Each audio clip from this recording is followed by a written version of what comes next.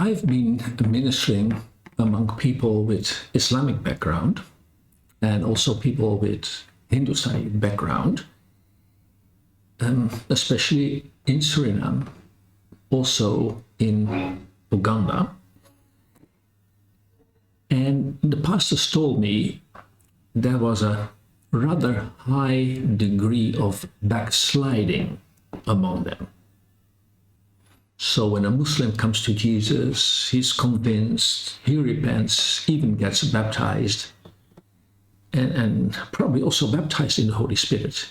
Yet among them is quite a number of backsliders, of people that are vulnerable to return to their paternal religion. And so at some point we realized we had to do something about it. We had to do something about it, first of all, to prepare them not to fall back. And especially among Muslims, I've been working more in Muslim environments. I developed this kind of prayer. I want those new converts to make a full separation from their ancestral religion, a full separation. I mean, you can say, but when they are baptized, of course, on that moment, they are now born again, they are God's children. But the point is, many of them do backslide and return to their ancestral religion. Of course, this happens because they are invited by family members to attend Islamic festivals, Hinduistic festivals, to eat from the sacrifices in Hinduistic festivals, to eat from the celebration meals, after the Ramadan, because they're invited, and so they join that. And then in some way, they are, again, absorbed in their original community. And so this is what we do. This is a prayer that I do, a prayer and a proclamation that I do with ex-Muslims. So I ask them to repeat a prayer after me. And this is what we do. I declare that I, body, soul, and spirit, belong to Jesus Christ who died for me. I renounce Islam. It is a false religion. I renounce Muhammad. He is a false prophet. I renounce Quran.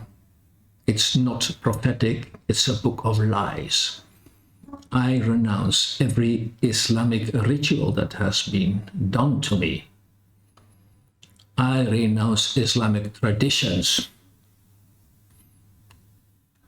I renounce every Islamic religious spirit because I belong to Jesus Christ with body, soul, and spirit. We do this kind of prayer so that people declare firmly that Islam is a false religion, has a false prophet. The Quran is not a revelation, it's fantasy. And that all those rituals are no longer valid on them. You have to remember that when an Islamic child is born, the moment the umbilical cord is cut, there's this first Islamic sentence, in the name of Allah, the Compassionate. So that's the first time the name of Allah is mentioned when a child is cut off from the mother. Of course, then for boys, there's circumcision. They have to learn the Quran. They have to learn many parts by hand. So that is like rotating in their mind. It's fixed in their memory. You cannot erase it. It's what they learned, what they repeated so often. Even if they don't know the Arabic language, those verses are recited and quoted that often that they will never get rid of that. And so you need to be rather strong and also instruct them that they cannot partake in religious festivals, even if their family members want that and are pushing them, tempting them, please, because you're still part of our family. You are dishonoring us as a family. You are hurting us when you don't accept our hospitality. You're offending us. So that's the way, of course, that the Muslims do when they have a convert in their family.